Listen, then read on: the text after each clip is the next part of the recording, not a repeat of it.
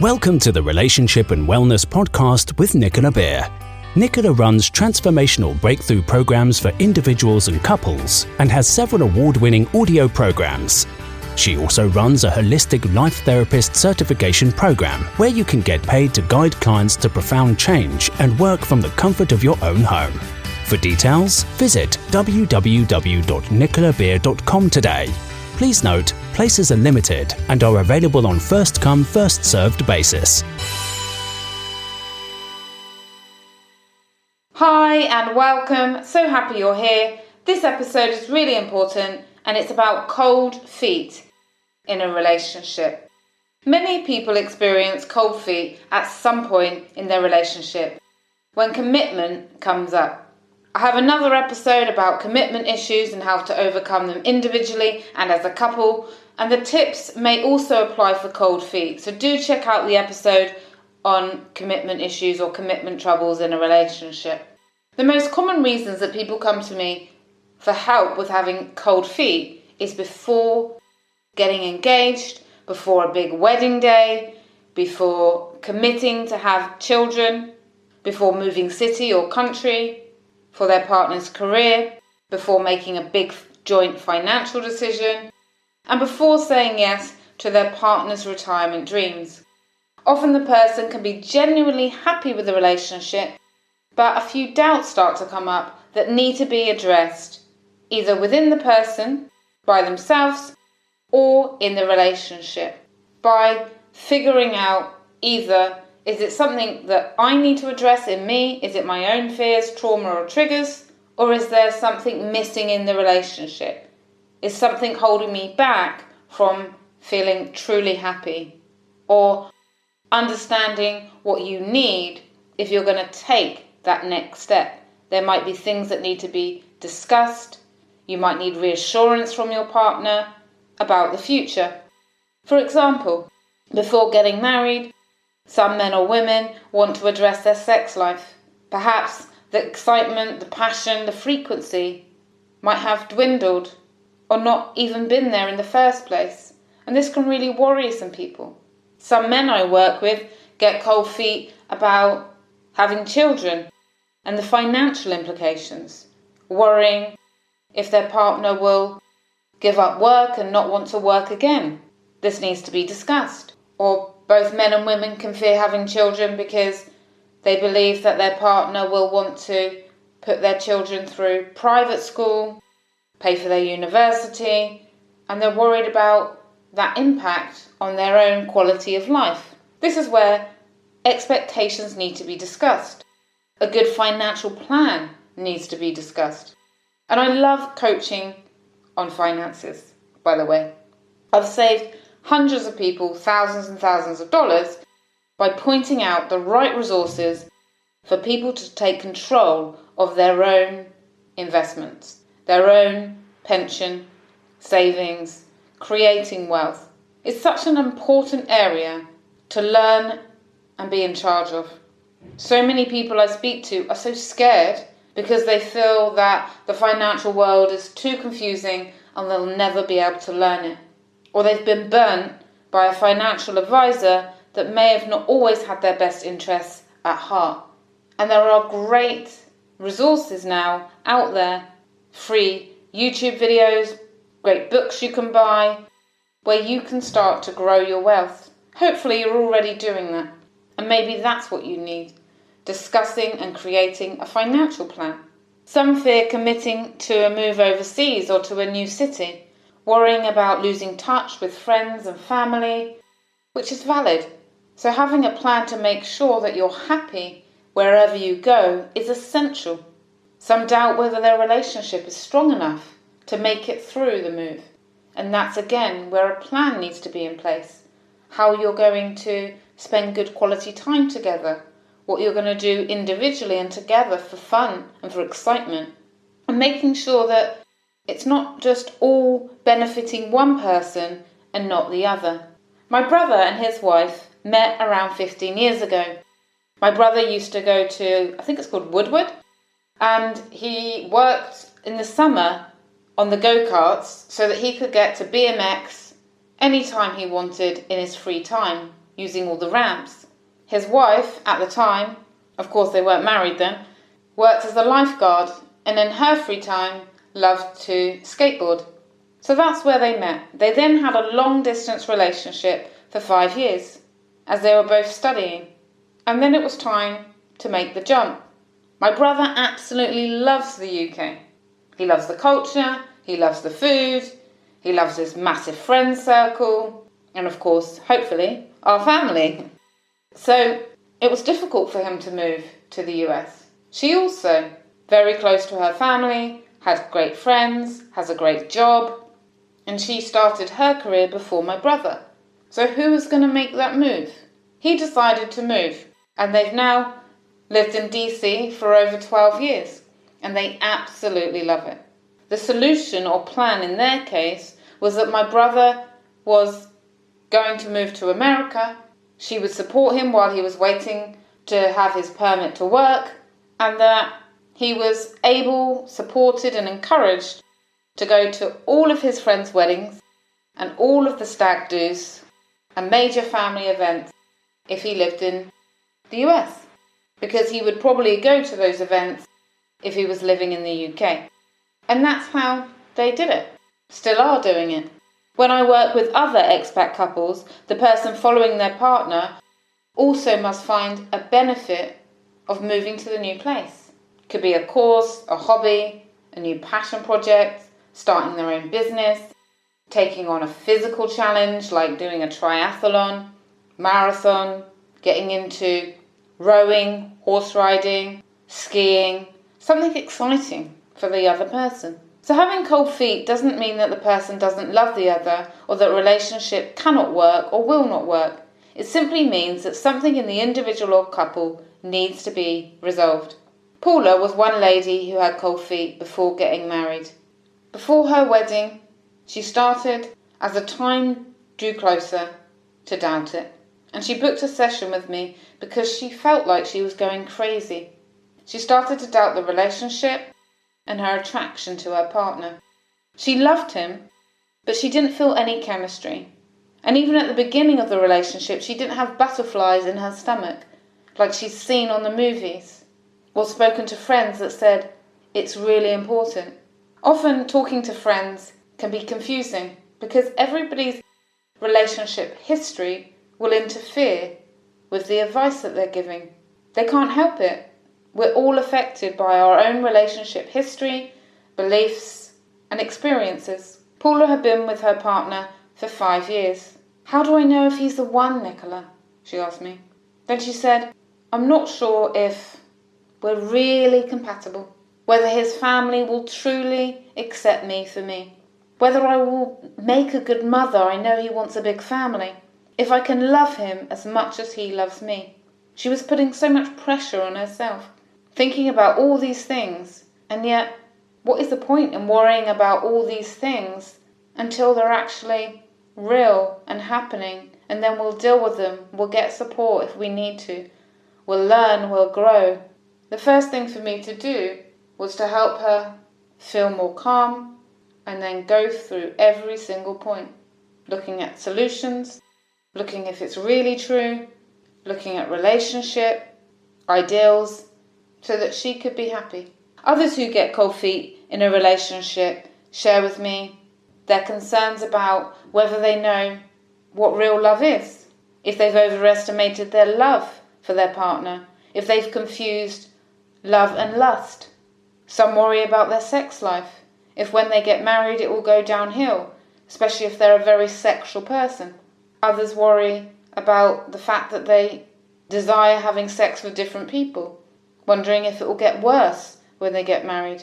Some people worry that they haven't lived enough yet. And some worry that they're only in the relationship because they're scared to be alone, and they're not sure if this is the right relationship for them. Now, whilst I can't give a direct answer straight away to any questions like this, and I wouldn't want to, who am I to tell somebody what to do with the rest of their life? However, I can support them to explore. And I'm going to share some tips with you right now, so that if you can resonate with what Paula thought and the other doubts I've shared, I hope that this will be helpful to you. And if you're on the receiving end of your partner having cold feet, after that, I'll also share some tips for you. So first of all, if you're having cold feet, identify exactly what your worries are. Make a list. Get them out of your head of every single thing that's raising alarm bells for you. And then question them. Are these worries accurate? Could they really happen? Are they based on past experiences? Are they worries based on other people's experiences? This helps you to figure out what is real and relevant to your relationship and what is not. Reframe your thoughts. A traumatic or painful past relationship or witnessing other unhappy relationships may be your reason for cold feet. It may make you feel like this is going to mean your relationship isn't going to be good. So it's important to think about the reasons why you are with this person, what you love about them, how they make you feel, what good times you've had together, what dreams you have together. How do they show that they are loving, trustworthy, loyal, compatible to you? If you're going to what if, all the worst case scenarios, what if all the best case scenarios? And this will hopefully help you see what's good. It's also so crucial to figure out what you want in a relationship. Sometimes we can get caught up in what we think we want, and as time goes on we start to get cold feet because we haven't been true to ourselves, or we've grown and changed. We grow and change all the time, especially if you're like me, that you love learning and you love growing, and this is one of your most important needs. You're always going to keep growing and changing in subtle ways consistently. Hopefully with age, your relationship will get better and better as you become more confident knowing what you want out of your life, out of your relationship, emotionally, practically and sexually.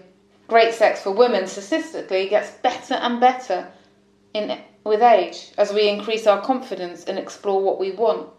For example, it's important to know exactly what you need and desire so that you can easily work out how your relationship can meet your needs and what you need to work on. When I do my 90-minute cold feet session with people, we go through the 26 top relationship needs and explore if the person is getting what they need, and if not, if they believe that their partner is capable of giving them that. After you've established what you need, it's so important to talk through your concerns and needs with your partner. Many people I help, I also give them the communication skills to be able to sit down and share their concerns, their doubts, their worries in a healthy, compassionate way, avoiding the other person, hopefully, not shutting down, distancing themselves, defending themselves, or attacking you, or saying things like, you're crazy, you need help, there's something wrong with you. Hopefully they wouldn't do that, but this sometimes can happen. So I help people to look at what is the best way to communicate, depending on your partner's personality and their communication style. They may have no idea that these concerns or needs are important to you. They're not going to know without you communicating them.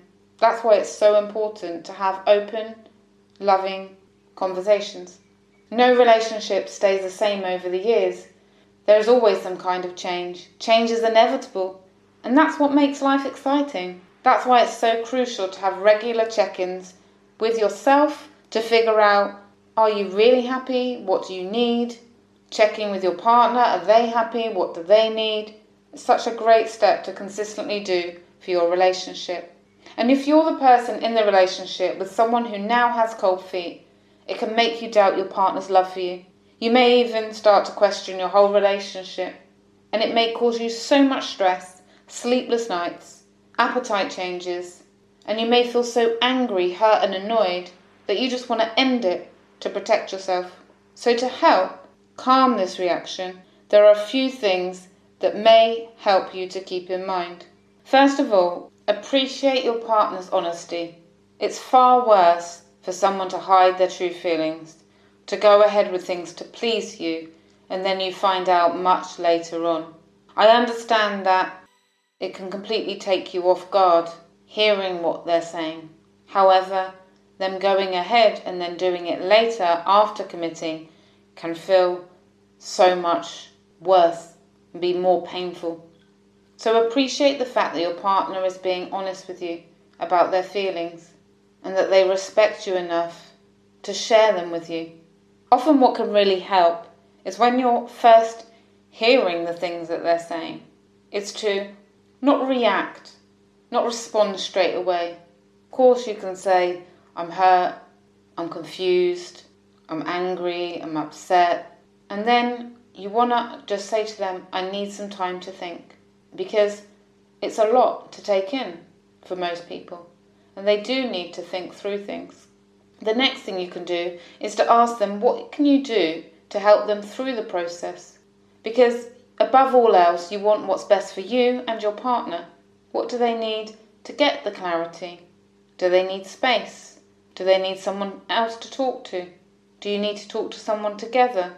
Do they need any reassurance from you? It's really important not to judge them, not to pressure them, and not to criticize their cold feet. Sharing with them that you want them to make the right decision, that you want them to come to that decision in the healthiest, best way possible. Go through everything together. The doubts, the concerns, the expectations. Ask them to share these with you. Share yours with them. And then work out a plan. Compromise. Reassure one another. Having the honest, open discussions about likes, dislikes, worries, expectations can be so helpful in making sure that your relationship is close, connected, and happy for you both. Being aware of your partner's deepest fears is so important because fears don't go away. They get bigger with time. And the more a person thinks them, the more they may not be able to sleep. The more they go over and over and over them, if you just push them away, not want to talk about them, not want to address it, say I'm not having this conversation, get a defensive, react, the relationship will stay in this unpeaceful state. So all fears need to be addressed in a relationship, reassuring one another and creating an action plan of how you're going to make sure that that fear doesn't come a reality. I worked with a couple where they had been together for 2 years. They loved each other and were hoping to get engaged, married and start a family. She really loved him. However, she had a huge problem with his parents. She felt that they were using money to control him. She felt that they were overbearing. They were interfering. They used to call him all the time. And she was scared about having a family with him because of this. And this only got worse when they said, which sometimes parents do, that, I can't wait till you have a child, I can't wait till we have grandchildren, you won't stop us coming round, we're going to want to see them all the time, take them away on holidays, we're going to be the best grandparents ever. This really concerned her. She also didn't find them very supportive when her and her partner were having relationship problems. They would say things to him like he was too good for her, that she was uncaring, she wasn't good enough. All of this worried her that if she had children with him, they would take the children away. It played on her mind a lot. Every time she saw them, they weren't particularly nice to her, and she felt if she had a family with him and things went wrong, they would take the children away from her. So in order for their relationship to really thrive and get to that next level, I asked him, would he be willing to sign a piece of paper to say that he would not ever take their children away from her, and that if anything happened in their relationship, they would have the children equally. Which is a strange thing to a couple that haven't even been married. Yet, having worked with her, I knew that unless this was resolved, she couldn't take the relationship any further. Her fears were so deep and her worry about the parents was so deep that she just couldn't overcome it. He was happy to. He wrote her a letter and asked her if she wanted to go to a lawyer and get it legally drafted. And that was how we had our last session. Since then, they've emailed me saying that they've had the best honeymoon ever. They're totally in love and happy and planning to have children in 6 months' time. Even though we may not understand a person's doubts and concerns, it's important to appreciate them and try and address them, because nothing goes away.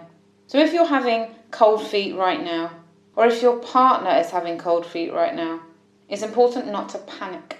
Fears are natural. It's just our subconscious mind trying to help us to be happy, throwing up its concerns. And the good thing is that we can learn and grow from the messages that our subconscious mind is giving us. We can heal our insecurities and fears. We can create solutions with our partner.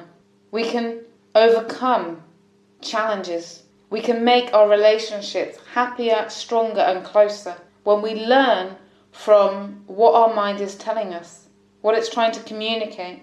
And I talk a whole lot more about the subconscious mind and how it works in the Holistic Life Therapy School.